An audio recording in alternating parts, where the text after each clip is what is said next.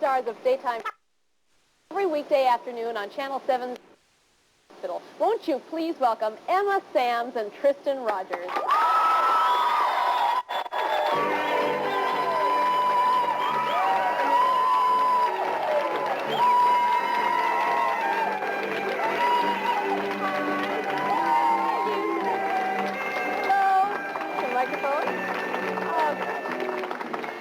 I understand this is the first time in Hawaii for both of you. Yes, it is. How did you manage to miss out on this paradise so far? In my case, it was an oversight, I think. Tristan, of course, you're from Australia. Is there any part of Australia that is something similar to this?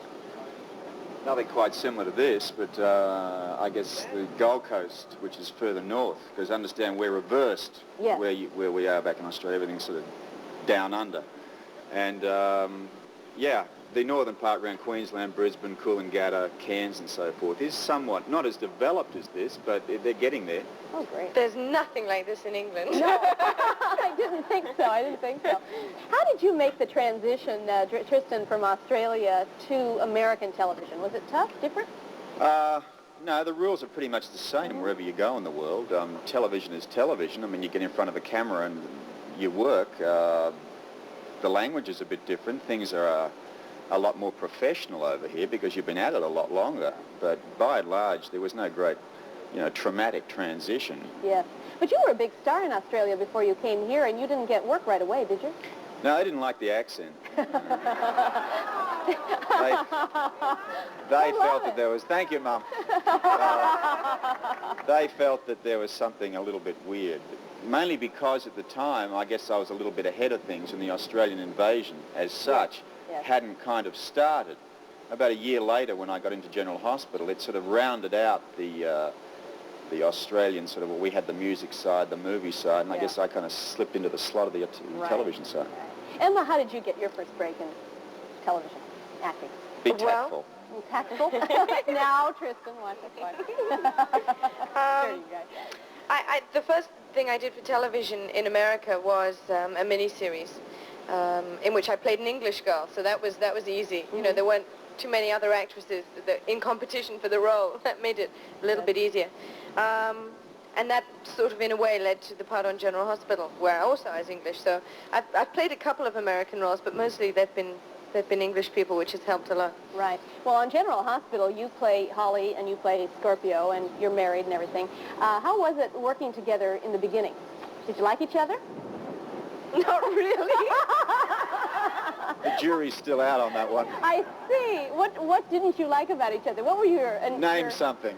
Oh, just anything. Well, the mixture of Australian and British has never been a particularly... how can I say this? Diplomatic. It's never, there's always been a lot of tension between the both of us, and I guess this is sort of, I lived in England for 5 years, and I didn't get along too well with them over there.